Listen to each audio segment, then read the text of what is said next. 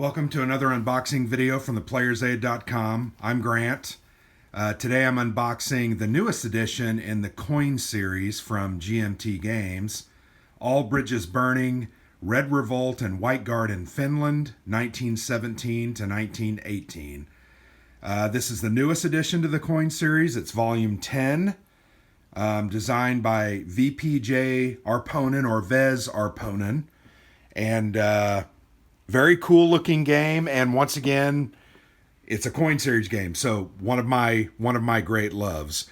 The art is actually really cool, and you'll notice the artist's name there, Chechu Nieto, and he does a great job. Follow him on Twitter and see a lot of his art, and it's always very, very, very good. So anyway, this is a unique coin series game because it plays basically 1 to 3 players. There you can see players. You can play it solo with 2 bots. You can play it with 2 people with a bot, or you can play it with 3. Very cool. We did a series of event card spoilers on this one, as well as an interview with the designer Vez. And I've been looking forward to it for a long time, so I'm really glad that it's here. I feel bad. I've had it for probably 3 weeks. And just am now getting around to unboxing it. I've just been busy. So the first thing you see is the rule book. Where's the Finnish sniper? Isn't that the joke? So I think we see a lot of these pictures on Facebook, but obviously this is a very frozen landscape, part of Finland, and very indicative of the country, especially during the winter. The rules are very standard for a coin series game. There is an index, and I'm trying to remember, I think the other games also have that to help you understand the different elements, and then even to point out, for instance, dual use events right here.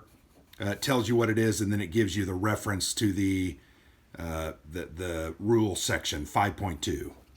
So very handy dandy guide there. There's a manifest of the counters, so you can check and make sure you got everything, or if your cat gets into them, you can then somehow know which ones you lost. Very well done rule book. The rule book is actually, sorry, I lost my train of thought. Got a lot going on my mind today. 28 pages is the length of the rule book, and that does not include those last couple of pages and the index. There's also a setup guide on the very back, as well as where you put those forces, etc., to help you set up quickly. But standard rule book, case, very well done, full color, non-glossy, so it's very, very, very cool. I want to point out these gray and brown boxes here that you notice. Vez has put in different notes and then comments about the design, about why maybe things are the way they are, or the choices that he made. I always like that kind of thing in these GMT games because it helps me understand the history better. I do like to understand in general the history of the game that I'm playing. So there you go. Look at the rule book. They also have a playbook, which is very well done. In fact, the playbook is 40 pages, so it's about 40% longer than the normal rules. But it has a lot of historic background. Talks here about the factions. Let me show you that, and I feel like you're probably getting seasick on the video. Faction introductions. Just gives you a bit of the history. Helps you understand their goals and how they interact, how they should work together, how you might consider them working together, almost in some ways a strategy guide. There's also examples of play, which is very, very helpful. I can still remember Liberty or Death many, many, many years ago, almost 5 years ago now, 2016, my first coin game that we bought, and I literally set it up and ran through the example of play and learned how to play it. It didn't necessarily teach me the best way to play it, but I learned the game. I had to come through many plays by myself and with Alexander. But yeah, playbook, example of plays, full color illustrations, really going to help you get an idea and an understanding of what you're trying to do and how to do it. Very well done. I think the designers with GMT try to put a lot of time and effort into that, and I personally appreciate it. Now we'll get to the command cards. I think there will be 3 of them because it's a 3-player game. So here is basically the menu of different commands that the players have. There are 3 of them. They're card stock, very well made, but it's going to point out the factions. So here's the Reds. Here's their commands listed. Their commands include rally, activism, terror, attack, and march.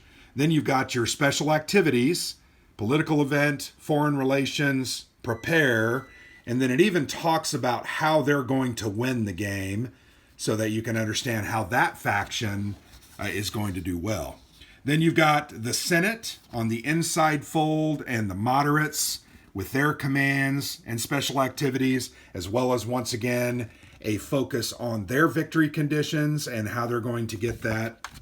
On the back, the Germans are a non-playable faction that enter the game at certain times through the play of cards, and here it's going to talk about how they do different things. So very cool. These sheets, frankly, are very well used. Mine are very well worn in my other coin games, especially games that I played a lot.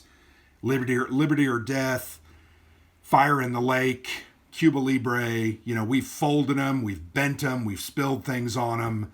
These are the players' most important thing. And one thing I do like about them providing each player with a set that has all the factions included is, as my opponent or the bot is playing, I can kind of check out their stuff and understand, here's what they're going to try to be doing. So those are the command menus, I'm going to call them, or cards. And then you've got a sequence of play, and then you've got a solitaire play aid. So here it's going to take you through how the game works. I'm not going to go into how these games work, but basically there are eligible factions. I'll show you on the board here in a moment. The first eligible faction, based on the card that has been played for that round, has a choice of choosing one of 3 actions. They can do a limited command only, they can do a full command with a special activity, or they can do the event on the card. And you'll notice that these then lead to a second and third eligible factions, and only generally 2 factions go every time. I'm not sure exactly, maybe there's something different about this one, but the action chosen by the first faction limits what the second faction can choose. One of those elements that I've always loved about coin games. Alexander and I will punish each other by not doing full actions so that he can only do a certain thing, or he'll do that to me, etc. That's a big part of the game, is understanding how to negate your opponent's abilities and not allow them to do what they need to do. It's also going to run you through there a propaganda round. So when the propaganda card comes up in the deck, that ends the round, and you're going to go through this entire process, which does include a victory check and different activities and actions that you're going to follow. These cards are very helpful. On the back is the attack procedure. So it outlines exactly how the attack works. So very, very useful. And that's another card that you'll use quite a bit. They only have one of those, but that's okay. Then you've got the Solitaire Bot Play Aid. And this tells you how to run the non-players or the bots. And it talks about the event instructions, and there are cards. So this game has cards. Gandhi had cards, and now they're going back and retrofitting everything to have cards as well. Those cards are much easier to use, a little bit better than the flowcharts, and I have found them much easier to play. So only 1 sheet of counters. It's they're double-sided counters, but the coin game is more about the pieces that you're going to place. These are typically control markers. So here's the different control markers. Then there's certain events, different markers that you're going to put on the tracks. And then you've got your opposition and support. And also you've got your terror markers, sabotage markers. And then these are those special events or special abilities: commanders, cannon, train, prepared defenses, etc. So very simple. These are pre-rounded counters. They pop out really easy. In fact, I just popped one out. But very well done. They started doing these pre-rounded counters a couple of iterations ago. Actually, maybe as far back as, I want to say Liberty or Death was pre-rounded, but maybe I'm wrong. You will notice that the active opposition and support, as well as those terror and sabotage markers, are not pre-rounded, and you will have to clip those. But that's okay. So there's the counters. Now we come to the board, and they put them in these big plastic bags. I'm going to go ahead and rip it out. I always try to be careful because I don't want to bend, and I will not put it back in the plastic bag. I don't necessarily see the reason or the purpose for that. Let's go ahead and unfold it. It is a mounted board, so very well made, and will stand up to many, many uses and many, many folds. You may have to put a heavy game box on it the first couple of times because it's been stored, and you can see that it doesn't necessarily lay flat immediately. But that's a look at the map. You can see the different areas, and then you've got your cities: Helsinki, Tampere, Turku, Vasa, Viipuri. Those are different areas that you're going to try to control. You've got your control boxes, your neutral boxes, etc. There are train tracks connecting. You've got your score track at the very top. There's a capabilities box right here I'm pointing out. That is where you're going to place capability markers, for instance, that come from event cards. Where are those capability markers? You know, I guess I'm not exactly sure which are the capability markers. But anyway, typically those come from the play of a card, and then you're going to put that out there. There's a prisoners of war box. As units are killed, some of those sometimes go in there. You've got a political display, the polarization track, and then once again, there is that sequence of play. So I'll get the markers out here in a moment and show you.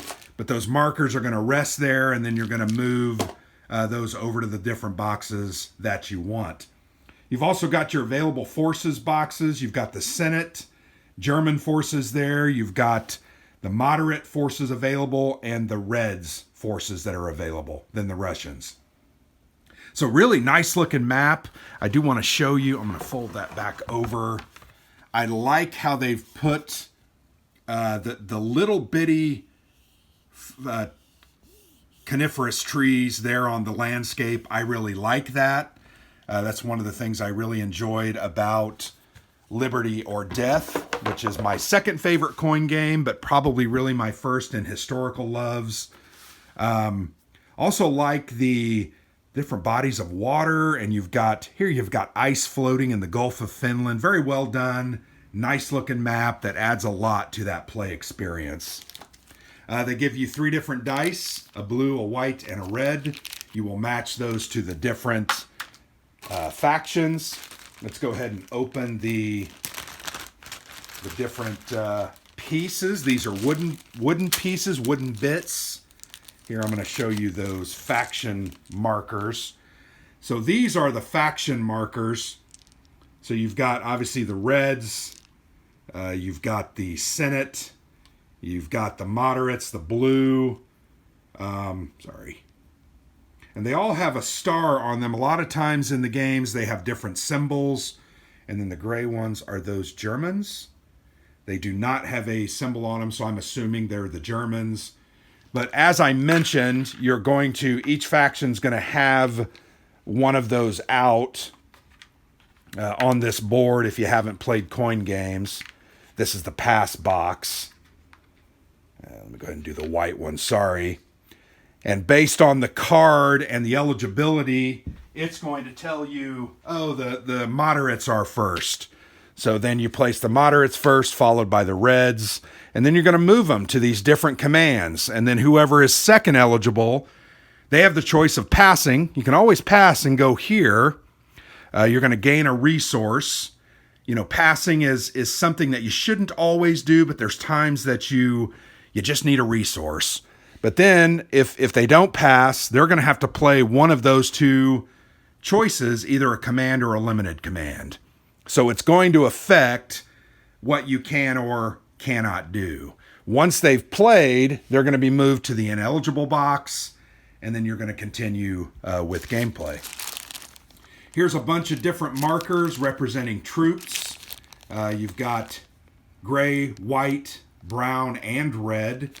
And then you've got these action markers that look like old-fashioned, old-timey board game, something like a Monopoly. That's where you're going to, let's say you're taking a rally action and you're going to do multiple rally actions in the same turn. The reason you have these, let me get the other couple of green ones, is because you're going to track how many spaces and where you're doing these actions, because you want to make sure you understand where. So you may say, well, I'm going to rally in Tampere, so you put that pawn down. I'm going to rally here in this area. I'm not going to butcher the name. And I'm going to rally here in Karelia. And then what you're going to do is you're literally going to go through. You'll reduce your resources, pay the cost, put your cubes or insurgents out on the board, remove that, and that represents that you've done that. Then you know, oh, I still have 2 more to do. So you're going to do that in each of those. Really like those pawns. They have a mustard color, so Colonel Mustard in the dining room with the candlestick. They also have a forest green, so there are 2 different types. So one player can take one color, the other player can take the other color, or you can mix and match. It doesn't necessarily really matter. These are the insurgent pieces, if I can get them open. These bags, I tell you, the older I get, the more I feel like my dexterity is being lost, and I don't have the control that I used to, and I'm unable to do certain things. I know I'm not telling you guys anything, but these are the embossed pieces. You'll notice they have a star on top. These are insurgent pieces. You're going to put them out just like you would normal troops or with your cubes, and then they can take actions. Typically, they're uncovered or covered, meaning you can either see the star or they're hidden and you can't necessarily see them. Not all the games have that, though, so I may be speaking out of turn. But there's a look at those pieces, and then you come to the cards. So we have 2 packs of cards. These are the game cards, I think. They appear to be all the same. We're going to rip into those here in just a second. And then these are the non-player cards. And I'm wondering, see how it says reds at the top? And then that one says, it says non-player. It says moderates, non-player moderates. So let me open those here in a moment. But you know, the cards in coin games are very important. The game is not card driven, so it's not like a game like Empire of the Sun, where you're going to use op points and possibly the event. But it is card assisted. The game is card assisted, meaning it uses the cards to direct action, but doesn't necessarily drive the action. So let's go ahead and look at a couple of these cards up here. So here, you'll notice there's, and you know what? I'm probably speaking a little bit out of turn because I'm probably not as familiar with this one as I probably needed to be before I did this.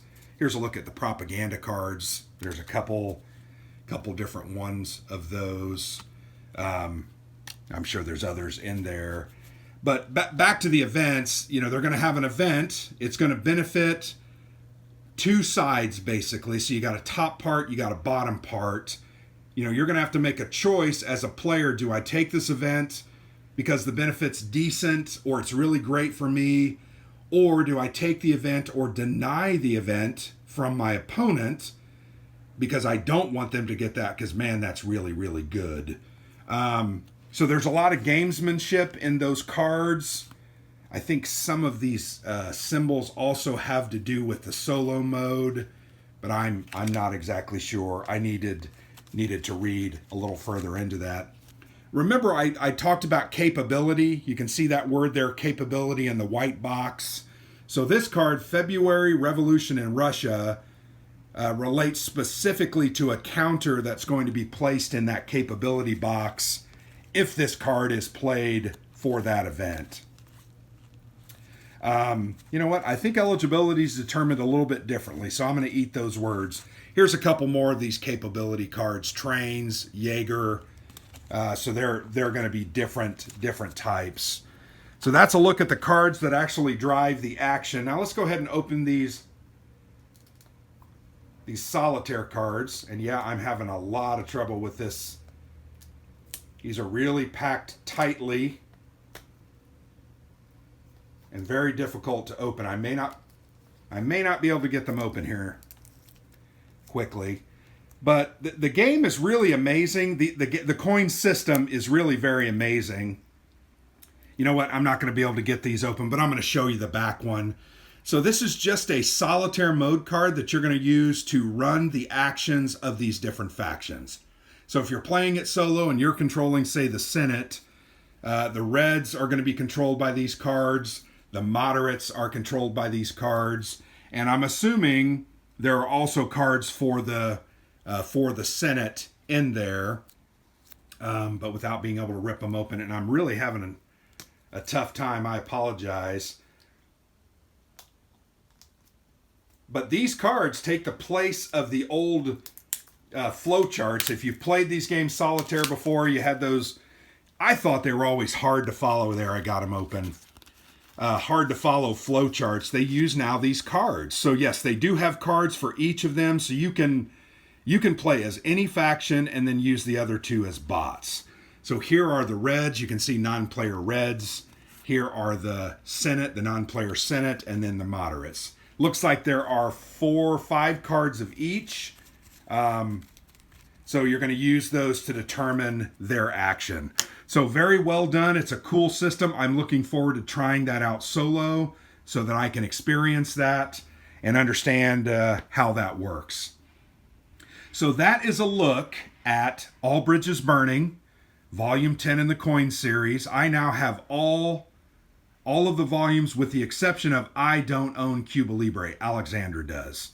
I need to just go ahead and bite the bullet and spend the $50 and buy it, but I have not done that. So if you look on my shelf, you will see that I have the other 8 volumes lined up, and now I need to find space for this one and put it on that shelf. Really looking forward to playing this. Very excited about it. It's a part of history I don't know that I've played many games on or understand much about, but definitely looking forward to it. I love the coin series. Alexander and I enjoy them quite a lot. We've played every single one of them multiple times and enjoyed every single one of them. So to me, this one will be very, very enjoyable. So there you go. Thanks for watching. Hopefully we'll get this one tabled by the end of the year. Try to get a play video, or a review video out. And then I'd love to do a series of action points on it to describe the inner workings of the different mechanics and actions, etc. So there you go. Thanks for watching. I've been Grant from the Player's Aid.